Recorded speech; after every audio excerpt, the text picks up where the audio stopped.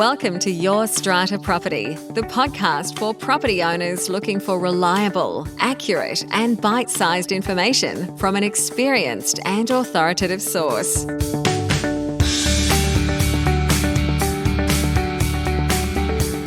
Hello and welcome. I'm your podcast host, Amanda Farmer, and today I'm going to ask you to ponder a question, perhaps a controversial one. Are our strata managers trapped in toxic jobs? Now, I posed this question on a Facebook live chat a couple of weeks ago over on the Your Strata Property Facebook page. And I asked it after I had read an article on news.com.au. It was an article written by Sarah Sharples, which was titled, Aussies Trapped in Toxic Six-Figure Jobs. Now, this article was referring to real estate professionals, property managers, sales agents, auctioneers in particular. Strata managers were not mentioned in that article, but when I read it, I couldn't help but feel that the experiences shared by the professionals in that article were almost identical to the experiences strata managers are increasingly sharing with me and that I'm seeing firsthand.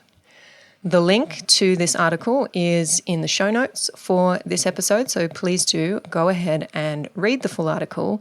It focuses on the experience of a former real estate agent, Ellen Bathgate. And Ellen is quoted in the article as saying things like this: I realised I did not have time in the day to get everything done that needed to be done. And that's when things started to unravel for the first time. The industry overall has been terrible with dealing with mental health issues brought on by the job alongside overwhelming workloads. Ellen says, because we're dealing with a landlord's biggest investment and tenants' homes, the place where they live, almost everything feels like it should be treated with absolute urgency. The expectations of landlords and tenants has increased over the years, but the fees we're charging clients hasn't allowed us to increase service standards. Now, this article refers to property managers managing up to 200 homes. I'm suggesting we think about our strata managers and how many homes they might be managing. If we consider that the average strata manager could possibly be managing up to 50 buildings, I've heard some less, some more, and our buildings are averaging 20 lots, again, some less, some more, that could be over 1,000 homes that our strata managers are responsible for each day. Today's modern strata manager is the central point of contact for the various stakeholders involved in strata living. That's owners, residents, trades, other professionals that might be servicing the building. Clients are more demanding than ever before, with many people now using their apartment as a workplace in addition to a home. Owners and residents are empowered with unprecedented access to information about strata living. Some of that information is not as accurate as it could be. Residents are less tolerant of their neighbours, and the strata manager has become the first point of contact for complaints, even where face-to-face communications between neighbours would otherwise be a more appropriate first step. Now, amidst this day-to-day pressure, the modern strata manager must be prepared to achieve and uphold a standard of professionalism akin to lawyers and accountants. But the educational qualifications and the fee structures for strata managers do not yet reflect those of such professionals. This makes it hard for the manager to command the same level of respect, credibility, and deference that other professionals enjoy, and that probably makes our job a little bit easier. Turning to the companies that employ strata managers, the market for strata management services is competitive. We've seen strong growth in the past, but development is slowing. Strata management businesses can no longer rely solely on an expanding market to provide the same level of growth as they've seen in the past. Staff turnover is a significant challenge. The data tells us there is an average turnover of 23.7% across all strata management roles. That's managers and back office staff. Now, that number is expected to increase when we have updated data given the impact of the pandemic. Our data comes from the 2019 Macquarie Bank Strata Benchmarking Report. This report, now 3 years old, found that only a small proportion of businesses see staff issues as a significant focus area suggesting that the industry has yet to fully grapple with the ongoing staffing squeeze and is not investing in efforts to retain staff, and that will erode profits over time. Macquarie Bank suggested that businesses seeing employee engagement as key to stability and client experience will dramatically outperform. Stability in your people has always been the constant in higher performing businesses. Now, I read this article from Sarah Sharples. I went and had a look again at the 2019 Macquarie Bank Strata benchmarking report, and I felt incredibly uncomfortable about the fact that we were talking about this in 2019. This future was predicted 3 years ago, and clearly we haven't done enough because our strata manager professionals are struggling.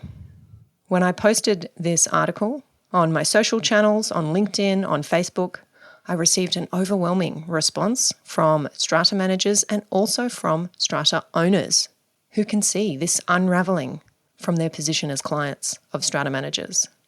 I discussed this response on our Facebook Live chat, and what I'm bringing you today is just a piece from that discussion.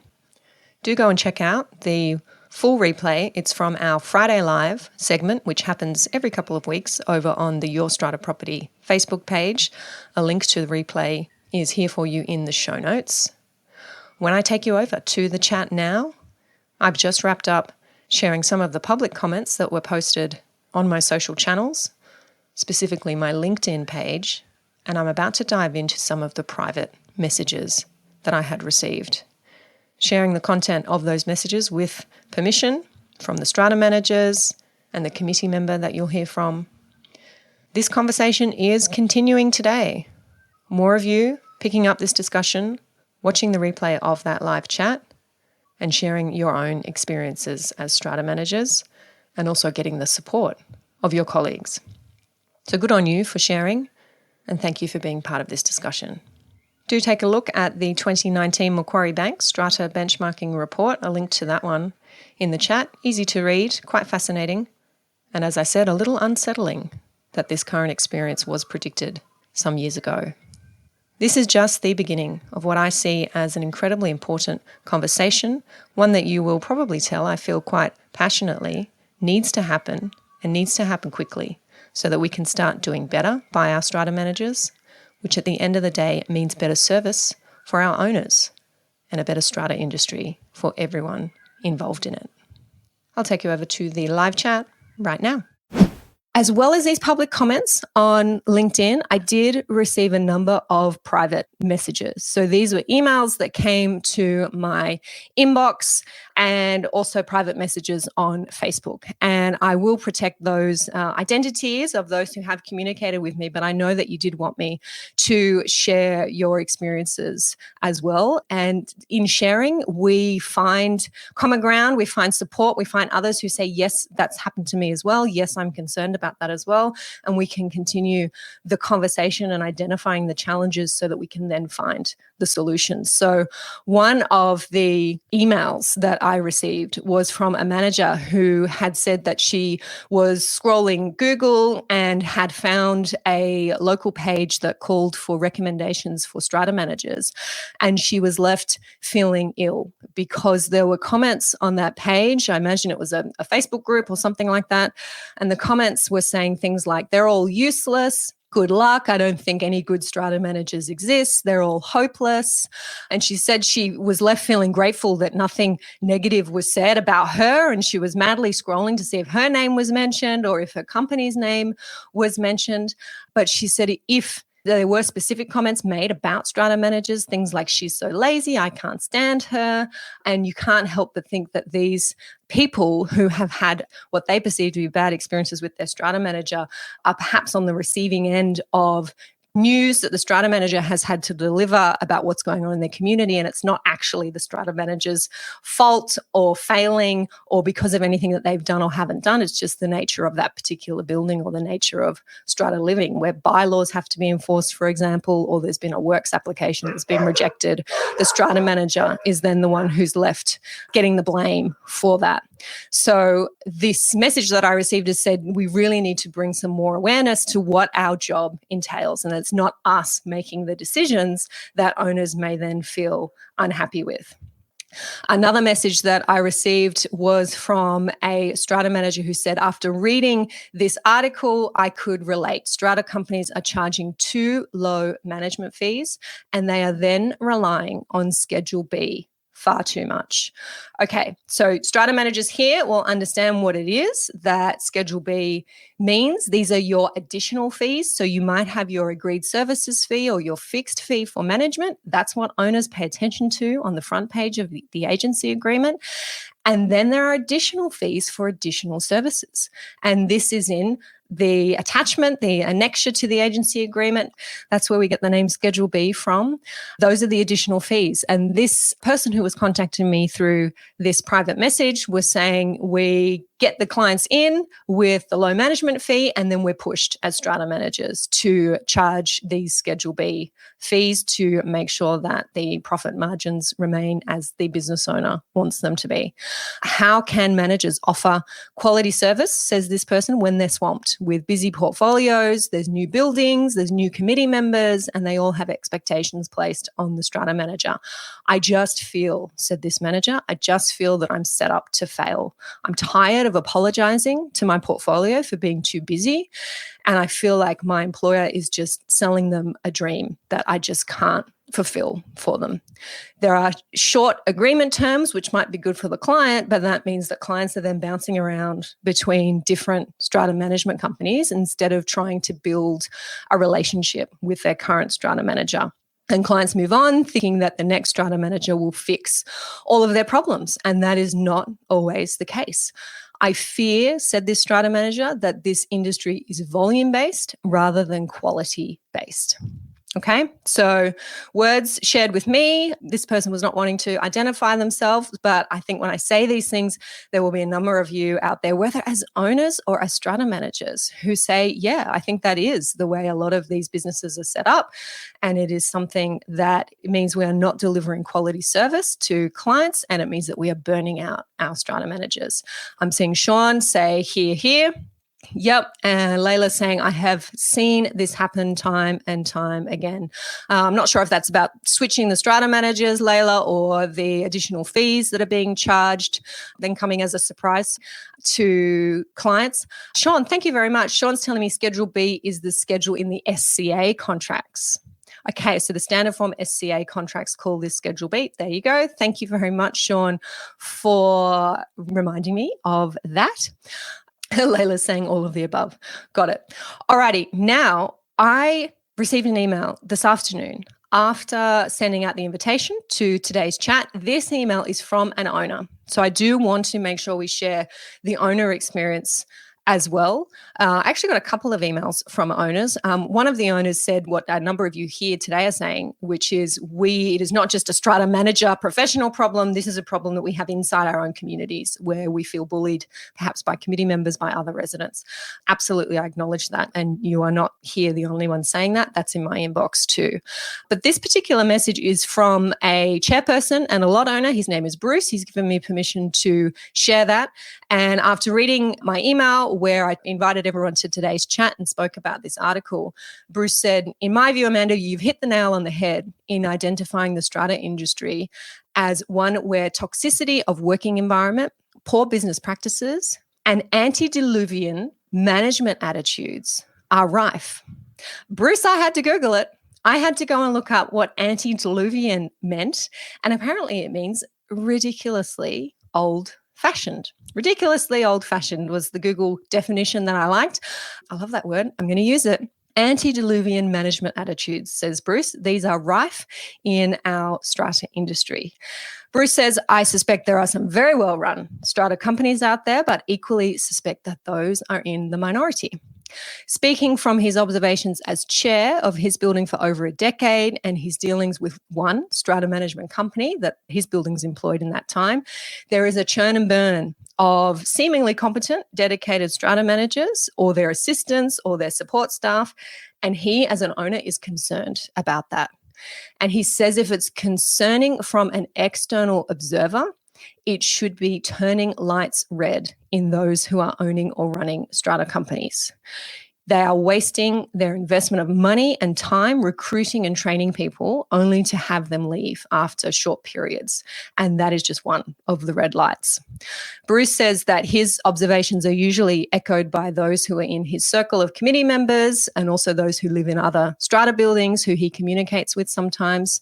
He says equally concerning has been the apparent need for managers to work at ludicrous hours if their only way of keeping up requires regularly dealing with work at 6 p.m. on a Saturday or 11 p.m. on a Sunday, then something is awry, not to mention unsustainable. And I'm just reminded that I received an email from a strata manager at 9 a.m. on Easter Sunday. Okay?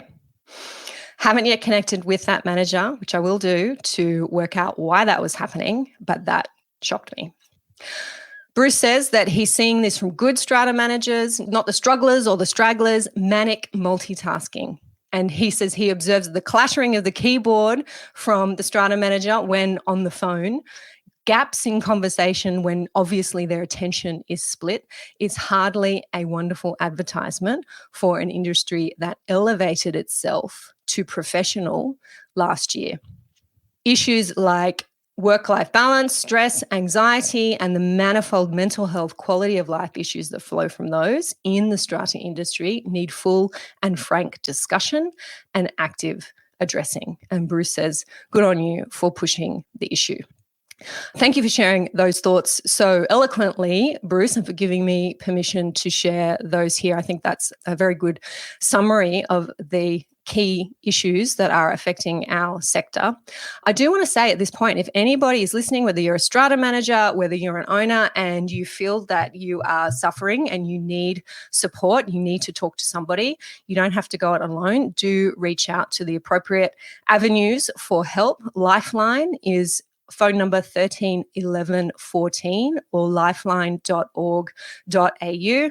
You'll see that today I have Amanda Farmer, strata lawyer, written under my image here. I don't usually put strata lawyer, but I do want to make sure that anybody dropping in knows that I'm not a strata manager and I'm also not a qualified medical professional. So these are my opinions brought to you from what I've seen in the space, what I've been reading in articles, what I've been seeing in the data. And I think it's time to start having these discussions with a view to finding some solutions. Just heading back to some of the comments here, talking about Schedule B fees, that's really hit a nerve here, perhaps. Luke is saying, much like a lawyer providing a retainer and then being asked to do another 10 different pieces of work. Yes, very good point there, Luke. You have your agreed services for the agreed fee and then additional services. What I think I'm seeing is owners not understanding, not realizing what's included as an agreed service and what is then an additional service and an additional fee. And how do you get paid? He says, how do you get paid for doing the additional work? I suppose if strata managers are finding that the additional work is actually becoming the regular work, then it might be that that has to become incorporated as part of the agreed fees if it's something that's constantly happening. I know from looking at the financials in my own community, in my own building, comparing the last 3 years with the same strata manager, consistently our agency agreement, for example, pulling a figure out of the air, for example, the agreed services are quoted at $10,000 and we pay $20,000 to the strata manager each year.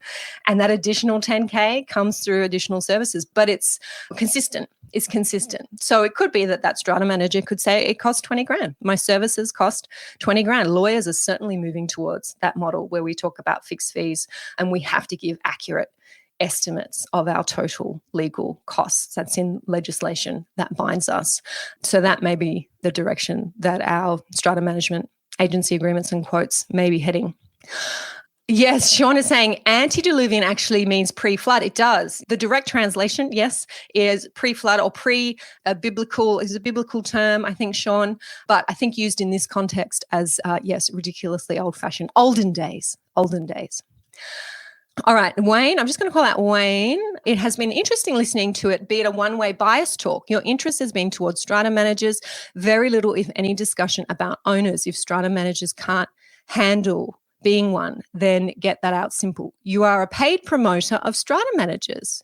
Enjoyed your talk. Take care. Interesting comment. Thank you, Wayne. I'm not sure that Wayne knows me very well, but I actually don't do work for owners corporations. I do work for owners. So I'm certainly not a paid promoter of strata managers. Thank you for joining in, Wayne. And if anybody has any concerns or any misapprehensions as to my motives for delivering today's talk, it's certainly not to get work from strata managers. I don't receive work from strata managers, and I don't do work for owners corporations these days because my workload, unfortunately, is too heavy. Thank you for sharing your thoughts there, Wayne. Okay, we're still talking about antediluvian here in the comments. These comments are getting long here, guys. I do want to include everybody. Neil is saying, agree with everything Bruce says. You have to look for good managers, not necessarily good companies. Yeah, I have been chair of 3 different strata schemes over the last 10 years and have had a lot of stress. I don't know many committee members or office holders in different buildings who enjoy the amount of work. We have no executive powers, but a lot of responsibility. Yep, good point, Neil. Thank you for sharing that.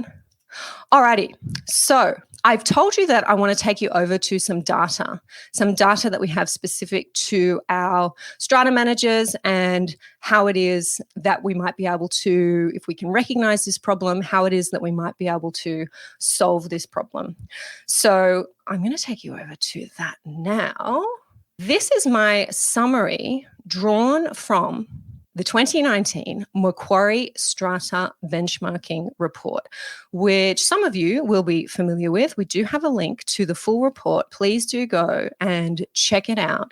This is just my summary that I have put together, again, in a separate Word document.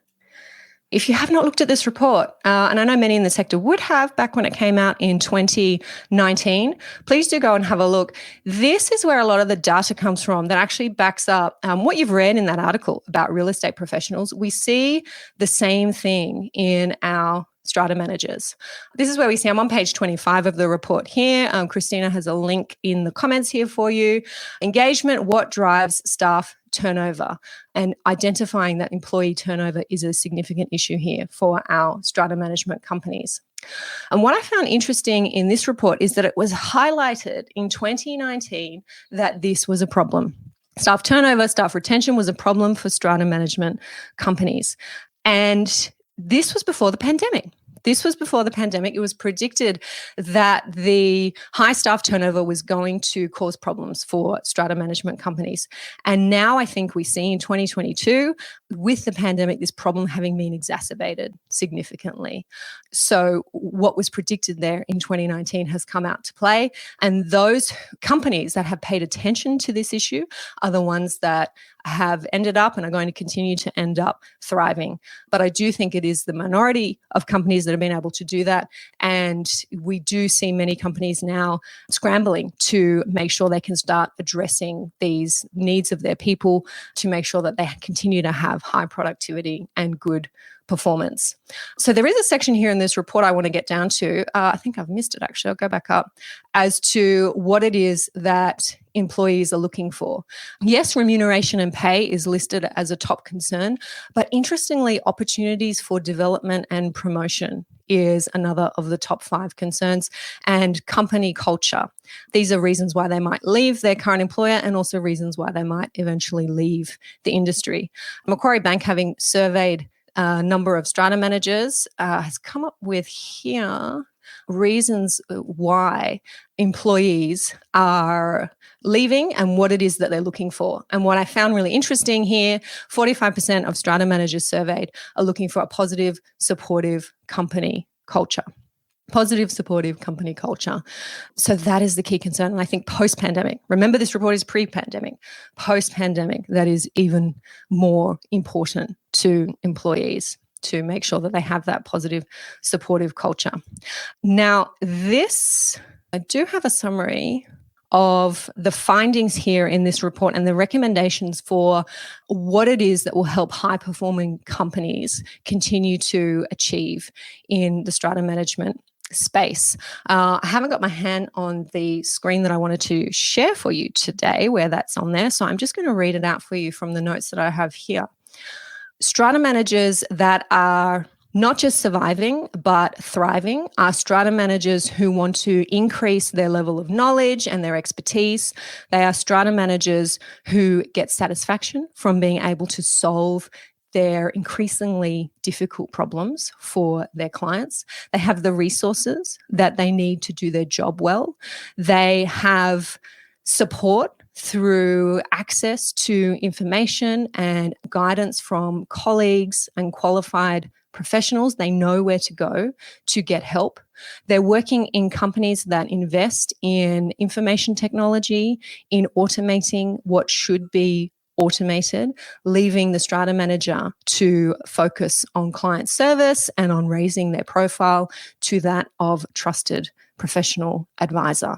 And they work in companies that are collaborative and have a supportive culture, and they're empowered to solve problems and to make informed decisions. So that was my summary that I formed from reading the data in the 2019 Macquarie Bank Strata benchmarking report, that these are the employees that high-performing companies need to attract, to retain, and to develop as well, because someone may not come in the door feeling like they are in that headspace and in that space, but be able to immerse themselves in a strong company culture to then become that employee.